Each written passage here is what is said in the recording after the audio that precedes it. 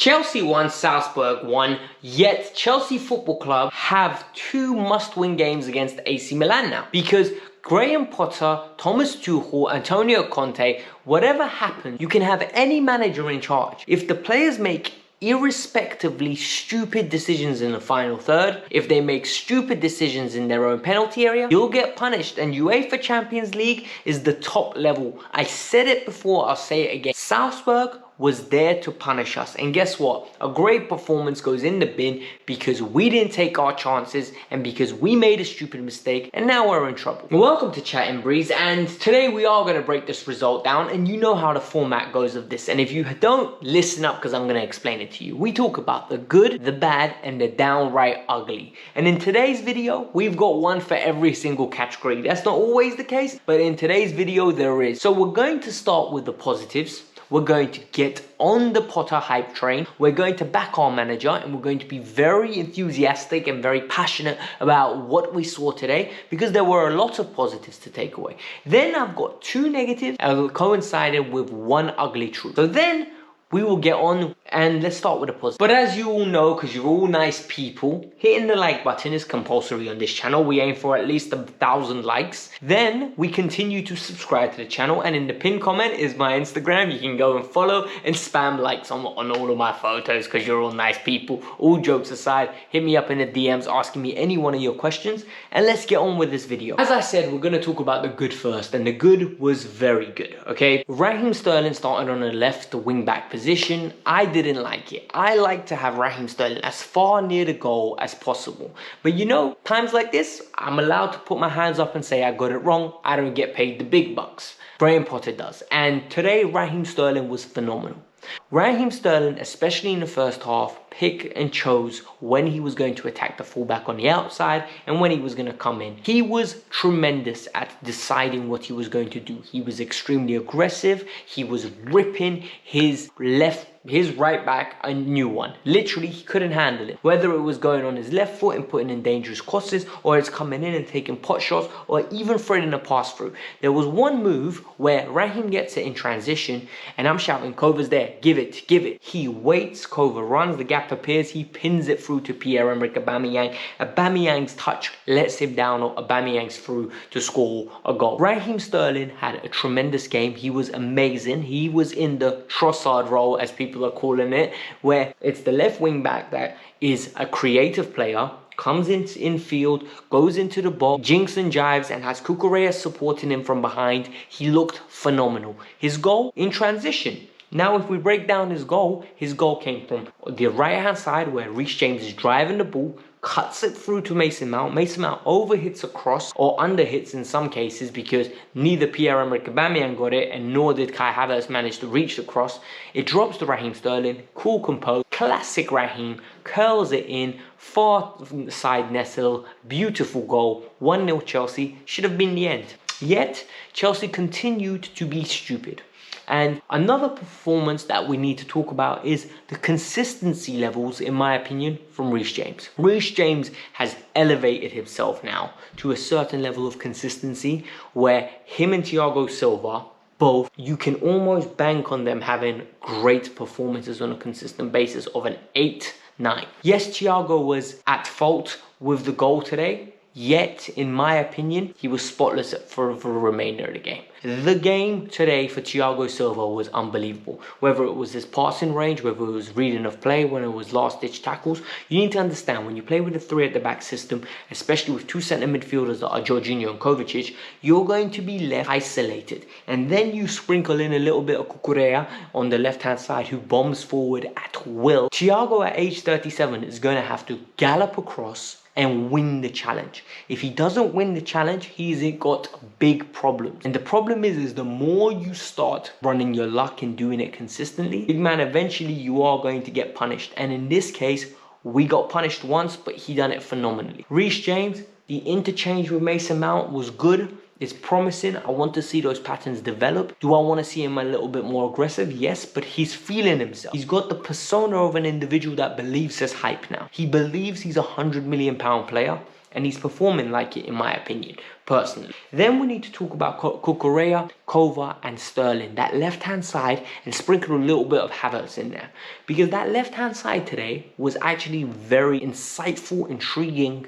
I didn't get that. Oh, Syria wanted to talk. It made me want to understand what could be the future for Chelsea. Look, everyone understands that that left wing-back position is going to be Raheem Sterling's, especially when we play against minor teams where we have to create and open up. Cucurella's passing ability and the ability, like I always call it, the punchy pass, first time into the midfield, into the forward line, needs to exist.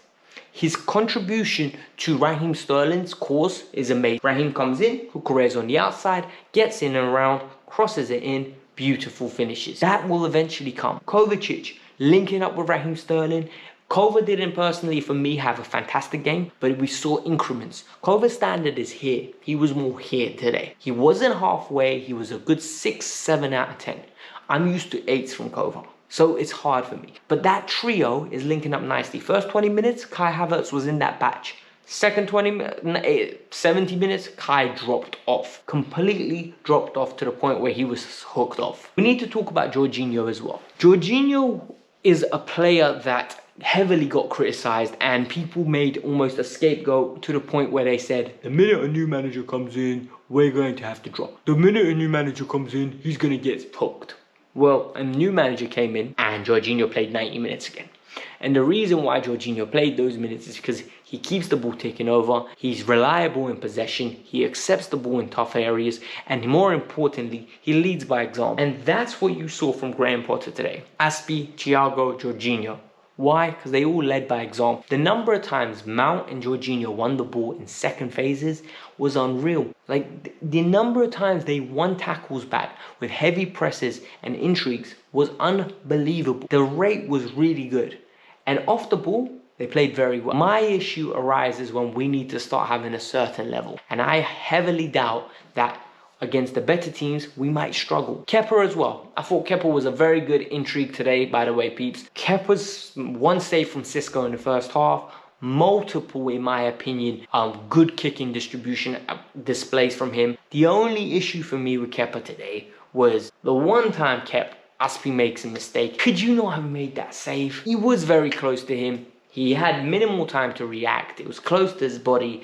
I don't know, but it went in. I'm picking the knots. I thought Kepa was good today. The bad, and this is gonna hurt me. Yo, Mason Mount and Kai Havertz were poor today. I mean it. Mason Mount and Kai Havertz were very, very poor today. And when I say very poor, I mean if you want to play for Chelsea Football Club, if you want to be of a certain caliber at Chelsea Football Club, you need to be able to, number one, be consistent, and number two, pick the right pass. Be very selective in what you're going to do. And for me, both players in the final third, and you can even put Pierre-Emerick Aubameyang, just weren't cutting it. They weren't cutting it at the very top level. And it's really frustrating because I see the talent in Mount, I see the talent in Havertz, but they're not producing. Do we have to be patient with them? I think we do. I think we got a great manager. He believes in them, because when Robben came on, he wasn't doing any better. I'm going to be honest. When Conor Gallagher came on, he wasn't doing any better than either one of them. So it's not like we've got brilliant talent waiting in reserve. We don't. But in the long run, if these performances keep dropping, we're going to have to bring people in. I mean it, because we're going to have to replace him. Auba looked bad. Auba looked bad today. Number of touches. Did not let the thing go when the ball dropped to him. Shoot. Didn't. We were looking for the perfect goal one too many times, and it was very frustrating. Then you look at the goal we conceded. The goal we conceded was stupid. Cucurella is up top, loses the ball. They're calling for a foul. Ball is in transition, goes across, and then Jorginho gets caught out, forcing Thiago Silva to come around. Like I said, you played a probability game with Thiago Silva at age 37. He can't eat up that ground. He covers it. And Azpilicueta, in my opinion, should have done better.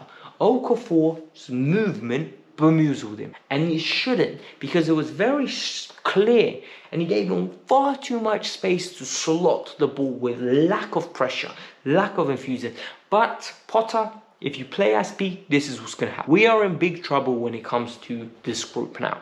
We're going to the San Siro. We have to win this next game. We need to beat Milan at San Siro, in my opinion, because we do not want to go into the last 3 games needing 9 points. 11 points is enough usually. We can't go to San Siro and draw either. We have to win this game. We can't depend to win every single game and then pray other teams flop. That's my personal opinion. I don't know about you lot, but now let's get into the ugly. The downright ugly. Hakim Ziyech is confident. Hakim Ziyech came to Chelsea as a man that was a wizard. He was known to have unbelievable passing range, guts, charisma to select passes. Can't beat the first man anymore from a corner. Can't cross the ball in. Not confident in front of goal. Not reliable enough to deliver a base level performance, let alone an amazing performance. And Pulisic, when he came on, was no worse. No better, sorry. Pulisic is on the floor with his confidence. Ziyech is on the floor with their confidence. And that's the ugly truth. We need to find a way to get something out of them until January. Then sell both of them if need be. If not, we need to move on with this rebuilding. Look, it's been really annoying. It's 2 points dropped today because the performance was good. Whether it was performance under Tommy T that would have happened, people would have had a meltdown. But it's under Potter, so we're all going to be a little bit more understanding because it's the first game in charge. But this is the same performance, people. We need to start becoming more clinical and generating more chances. And the sad thing is, we didn't. But this was the Kavkas View. Hit the like button, subscribe to the channel, let me know your thoughts. Hit the like button. You don't understand how important that is. Peace out, I'm out.